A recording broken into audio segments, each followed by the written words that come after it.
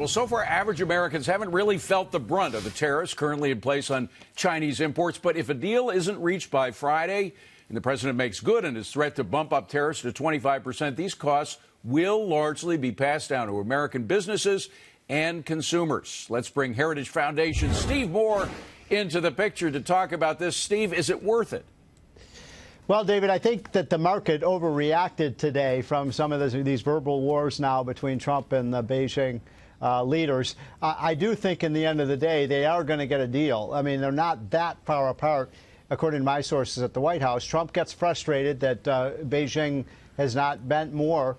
But, you know, I'm pay me as skeptical that 25% tariff is going to come through. I mean, look, Trump, you know, when he engages in deal making and negotiating, he uses leverage. He thinks this tariff is a leverage, but I don't think he's going to pull the trigger.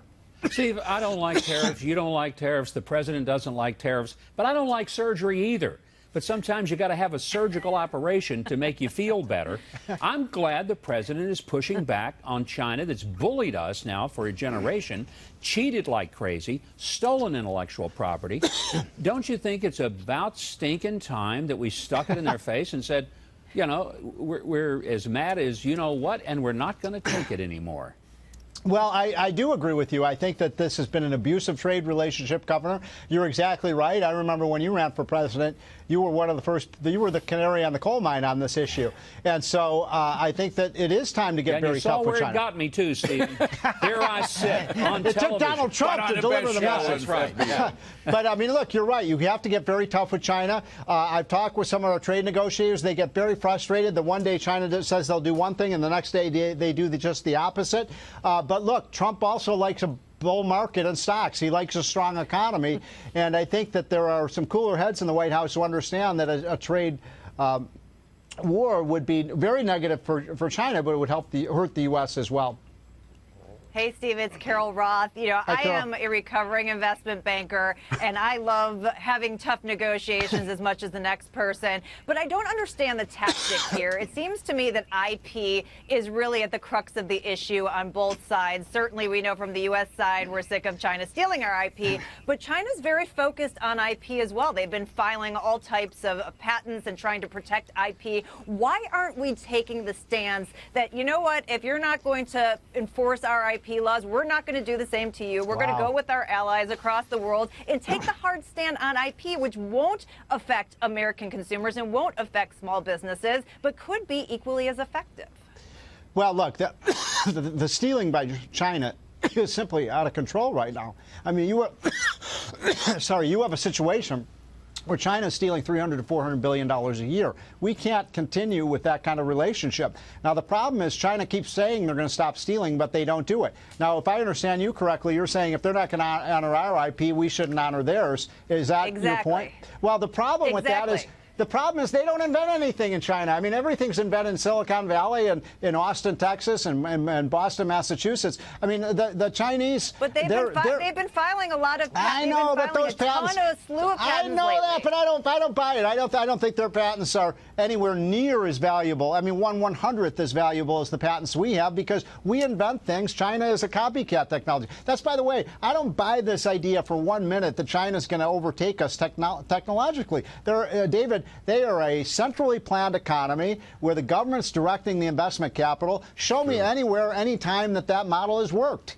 I think maybe that's a little bit short-sighted when you're talking about China in the near future and given all of their investments. Maybe you can think of how they got to this point. They stole it. We all agree that. Okay, fine. So let's agree on that. But if we're talking long-term, look at the investments that China has been doing all across the globe. It's all being directed by government. Military as well. Therefore, we cannot just say defiantly that the United States has all the cards in their hand. I think that is too simplistic. No, the other issue, wait, and I'll get you, so you can answer me. The other question, though, is what about the agricultural sector that are already feeling the tariffs? You often already see shifts towards Brazil when buying soybeans. This could have a major long-term effect on that sector. Yeah, but you know, I'll go back to what we said, what the governor was saying. I mean, this is the fight of our lifetime, right? I mean, we cannot back down to China. I want to have this fight now, not 10 or 15 years from now. our farmers, the governor's from an agricultural state. They understand what the stakes are here. People, I think, are willing to take some short-term pain for the long-term gain of China. Growing up. Look, I'm not saying that China doesn't invent anything, and they are very active in all sorts of things like artificial intelligence and robotics and things. I'm just saying I will place my money on Silicon Valley to come up with the big new things, not necessarily the Chinese. Steve, John Layfield here. Is there a chance here that we're doing long-term structural damage to our country? Christina mentioned the fact that farmers, we're losing soybean contracts, not for this year. We're losing those forever to Brazil. China's helping build out their soybean infrastructure exports so that they can circumvent buying from the United States. Also, the SWIFT banking system is being challenged in Europe and in China, as is the dollar as a reserve currency with the petro yuan, which was introduced last March. Is there a chance here that we are doing long-term structural damage to our country if this trade war continues? Well, look, trade wars are bad things. We know that. And so I don't want a trade war, but I think the worst thing of all for us is to back down. And Trump has to get a good deal with the Beijing government, and he has to be very strong. I think he has the country behind him. Even the Democrats are starting to sound like Mike Huckabee on China now. And so I think Trump is fighting the good fight.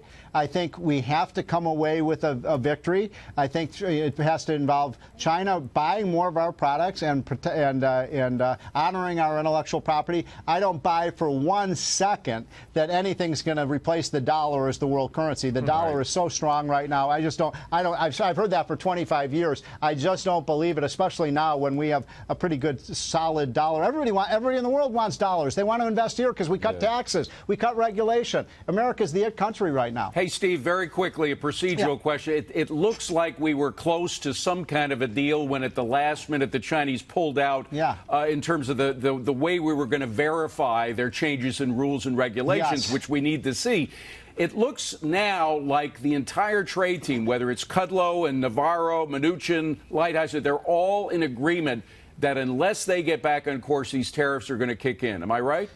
It looks like it, but, the verification is the most important thing, David, in the deal. You can't trust these people. They don't keep their word. So, if they won't agree to verification, then I think that you may see these tariffs. But in the long run, I'm bullish on getting a good trade deal done with China. And when that happens, the market's going to go up by 2,000 points. So it's going to happen. Well, I'm bullish on Steve Moore, and always have been and always will be. So it's great to see you. Please come back and see us soon, Steve, all right? Thanks, David.